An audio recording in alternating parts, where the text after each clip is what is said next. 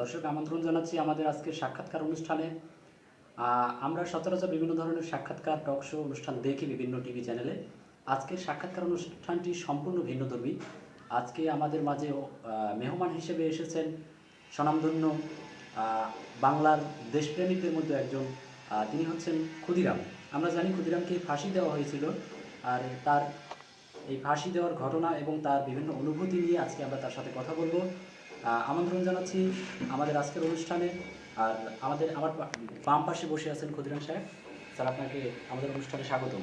জি, আপনাকেও ধন্যবাদ এবং এর সাথে যারা আমাদের অনুষ্ঠান দেখছেন তাদের সকলকে ধন্যবাদ। স্যার, আপনাকে এখানে ডাকা হয়েছে আপনার বিভিন্ন অভিজ্ঞতা, অনুভূতি সম্পর্কে জানার জন্য। আপনাকে তো ফাঁসি দেওয়া হয়েছিল, তা আপনাকে কেন ফাঁসি দেওয়া হয়েছিল আমাদেরকে একটু বলবেন? জি, আমাকে যখন ফাঁসি দেওয়া হয়েছিল সেটা 1905 সালের পরে। 1905 সালে ইংরেজরা যখন আমাদের ভারতীয় উপমহাদেশটাকে শাসন করতেছিল, তখন বঙ্গভঙ্গ একটি আন্দোলন হয়েছিল। তারা বাংলাকে দুইটা ভাগ করছিল। তখন স্বভাবগত কারণে আমাদের বাংলার মানুষ এটাকে মেনে নিতে পারেনি, তাদের এই ভাগটাকে। ফলে টোটাল বাংলার মানুষ এইটার বিরুদ্ধে আন্দোলনে নেমে পড়ে ইংরেজদের বিরুদ্ধে। তখনকার সময় ভারতীয় উপমহাদেশে ব্যাপক তোলপাড় হয় এটা নিয়ে, এবং আমি একজন সত্যিকার দেশপ্রেমিক হিসেবে তখনকার ইংরেজদের বিরুদ্ধে এই প্রোগ্রামের বিরুদ্ধে সরব ছিলাম এবং মাঠে ছিলাম।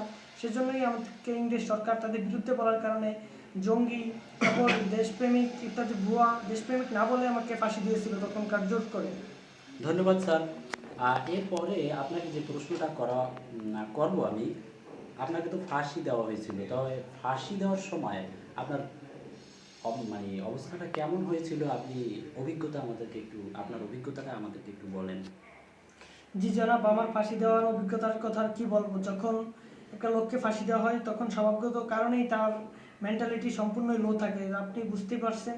তো যদি দর্শকদের কাছে জানাইতে চাই যে কীরকম লাগছে, তখন বলতে হবে যে আপনাকে একটি টুল কিংবা টেবিলের উপরে দাঁড়াতে হবে, তার উপরে উপরে কোনো উঁচু জায়গার সাথে রশি ঝুলিয়ে গলায় ফাঁস দিয়ে আপনিও দেখতে পারেন যে কীরকম লাগছিল। আমার কাছে ঠিক সেরকমই লাগছিল।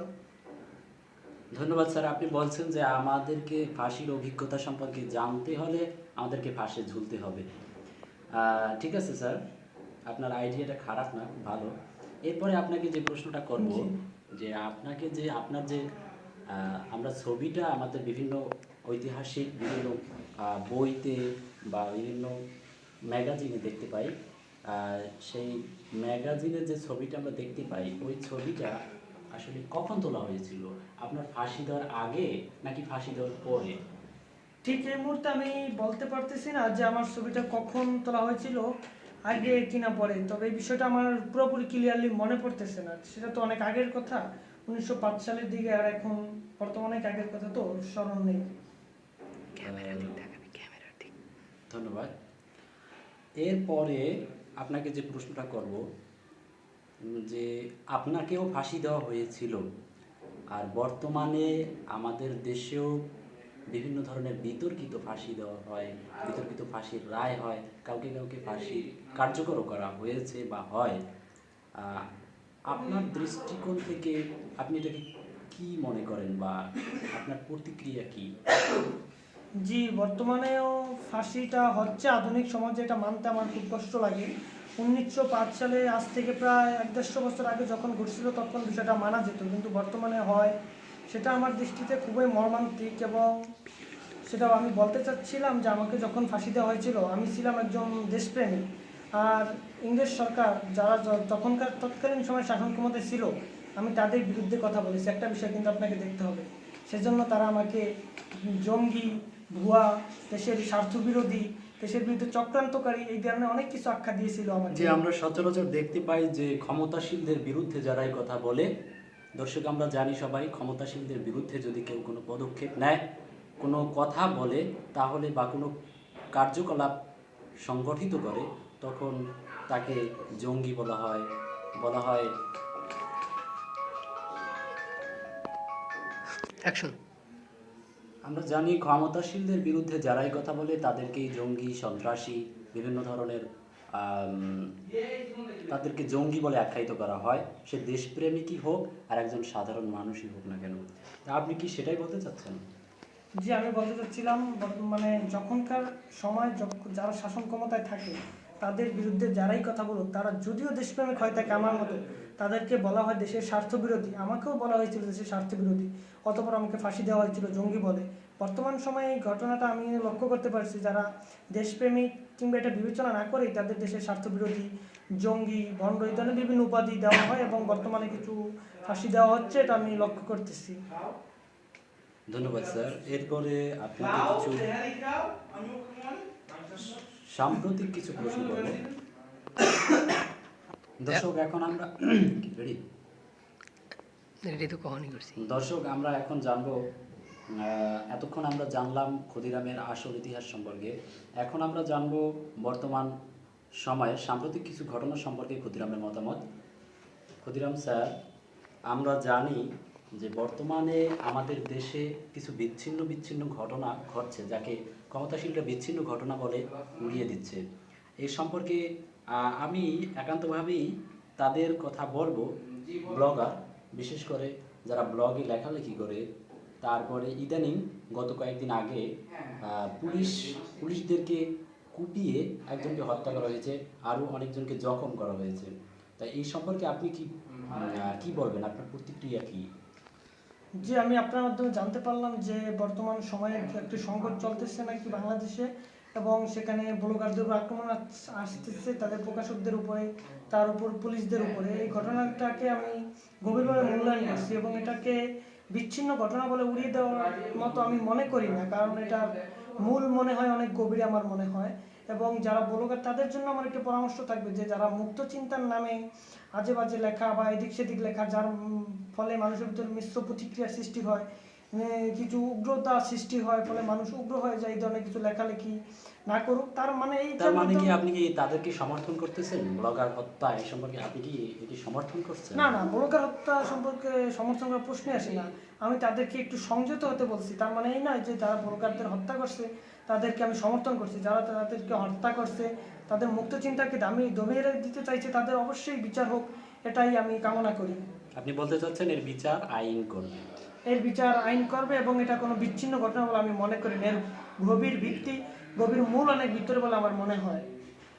আচ্ছা, ধন্যবাদ স্যার। এরপরে আপনাকে যে প্রশ্ন করব, যে বর্তমানে ক্ষমতাশীল নয়, যে কোনো সময়ে ক্ষমতাশীল বা ক্ষমতাবিহীন কোনো রাজনৈতিক দলের প্রতি আপনার কি পরামর্শ থাকবে? যারা ক্ষমতায় নেই অথবা যারা ক্ষমতায় আছে, তাদের প্রতি আপনার কি পরামর্শ থাকবে? যারা ক্ষমতায় এখন আছে কিংবা অতীতে ছিল বা ভবিষ্যতে থাকবে, তাদের সকল ক্ষমতাসীনদের উদ্দেশ্যে একটাই কথা আমার বলা থাকবে, তারা যেহেতু রাজনীতি করে, রাজনীতি হচ্ছে জনগণের কল্যাণের জন্য। জনগণ কি চায়, কোনটা করলে তাদের কল্যাণ হয়, এই দিকটা তাদের বিশেষভাবে খেয়াল রাখতে হবে। জনগণের কল্যাণে কোনো জিনিস জনগণের উপর জোর করে চাপিয়ে দিলে সেটা জনগণের কল্যাণ হয় না। যদি ক্ষমতাসীনরা মনে করে যে এই জিনিসটাতে জনগণের কল্যাণ এবং এটা জোর করে চাপিয়ে দেওয়া, এই বিষয়গুলো আমি ঠিক মনে করি না। এবং যেটা অনেক ক্ষমতাসীনরা যদি কোনো খারাপ কাজ করে, সেটাকে ভালো কাজের আড়ালে ঢেকে দিতে চায়, জনগণের জন্য মনে করে যে ওইটা খারাপটা করছি, সেটা না, ভালোটা আসলে করা ঠিক না। তো জনগণ যেটা চায় না ওটা তাদের উপর চাপিয়ে দেওয়া ঠিক না। জনগণের মতামতটাকে মূল্যায়ন করা উচিত। আর মূল্যায়ন করতে হলে অবশ্যই বৈধ হতে হবে, সঠিক পন্থায় তাদেরকে ক্ষমতায় থেকে জনগণ যেটা চায় এটাই করতে পারে। যদি এটাই করতে পারে তাহলে ক্ষমতাটা হয়তো তাদের জন্য আজীবনও হয়ে যেতে পারে, যদি জনগণের মতামত মূল্য সঠিকভাবে দেয় এবং বৈধভাবে সেটা হয়ে থাকে। স্যার, আপনার কথা আমরা খুব ভালো করে শুনলাম এবং বুঝলাম যে আপনি বলতে চাচ্ছেন যে কোনো রাজনৈতিক দল ক্ষমতা, তাকে অবশ্যই জনগণের জন্য কাজ করতে হবে, তাহলে জনগণ বারবার ভোট দিয়ে তাকে ক্ষমতায় আনবে, এটাই আপনি বলতে চাচ্ছেন। দর্শক, আমরা জানলাম ক্ষুদিরামের সেই বিশেষ অভিজ্ঞতা, জানলাম কিভাবে তাকে হত্যা করা হয়েছিল, তাকে এরপরে আমরা ক্ষুদিরামের বিভিন্ন অভিজ্ঞতা সম্পর্কে জানলাম এবং তার মূল্যবান পরামর্শ শুনলাম। তার পরামর্শ হচ্ছে এই যে মুক্ত চিন্তার নামে যারা, বাক স্বাধীনতার নামে যারা কোনো দেশের বা ধর্মীয় অনুভূতিতে আঘাত হানে, সেটা ঠিক নয়।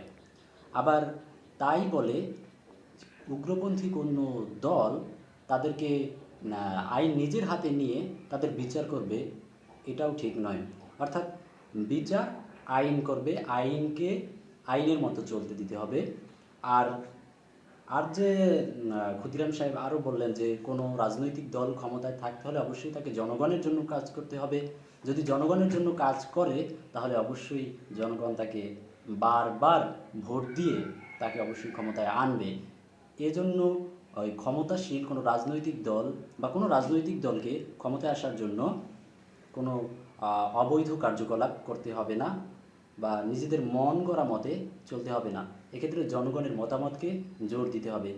দর্শক, আমরা ক্ষুদিরামের কাছ থেকে অনেক মূল্যবান পরামর্শ শুনলাম এবং অনেক কিছু জানলাম। আজকের মতো আমাদের এই সাক্ষাৎকার অনুষ্ঠান এখানেই শেষ করছি।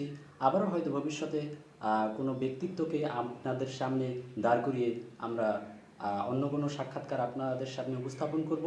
সে পর্যন্ত সবাই ভালো থাকুন, সুস্থ থাকুন।